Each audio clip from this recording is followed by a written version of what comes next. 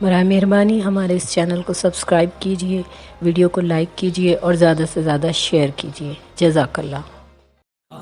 بسم اللہ الرحمن الرحیم۔ پکار ٹی وی پر خوش آمدید۔ سلسلہ سوال و جواب میں آج کا سوال: دینی احکام میں ہم مجتہد کی تقلید کیوں کریں؟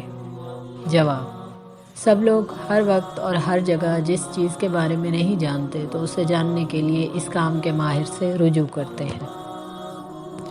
مراجع تقلید یعنی وہ علماء جن کی تقلید کی جاتی ہے، جب بیمار ہوتے ہیں تو وہ بھی ڈاکٹری نسخے کی تقلید کرتے ہیں۔ اس لیے تقلید کا تعلق تاریخی ہے۔ ہم بھی دینی احکام کی شناخت کے لیے دین کے ماہر سے رجوع کرتے ہیں، جیسے دوسرے امور میں ہم ماہرین سے رجوع کرتے ہیں۔ قرآن میں ہم پڑھتے ہیں سورہ نحل آیت نمبر 43، اور اگر تم نہیں جانتے تو اہل ذکر سے پوچھ لو۔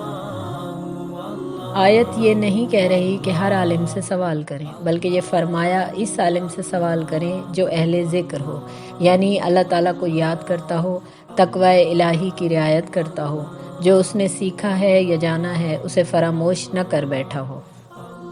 روایات کے مطابق اس عالم کی تقلید کیجیے جو علم و آگہی کی سطح بلند ہونے کے علاوہ عادل بھی ہو۔ اس کی گفتار، کردار اور افکار کی بنیاد ہوائے نفس یا نفسانی تعویلات پر نہ ہو۔ ایسی عمارت کو حکومت گرا دیتی ہے جسے حکومت سے اجازت لیے بغیر بنا دیا گیا ہو، یا پھر صاحب خانہ اسے میونسپل کمیٹی سے اجازت لیے بغیر بنا دے۔ تقلید کے بغیر عمل باطل ہے، سوائے اس کے کہ جو مراجع تقلید کے فتویٰ کے مطابق ہو۔ وآخر دعوانا ان الحمد للہ رب العالمین۔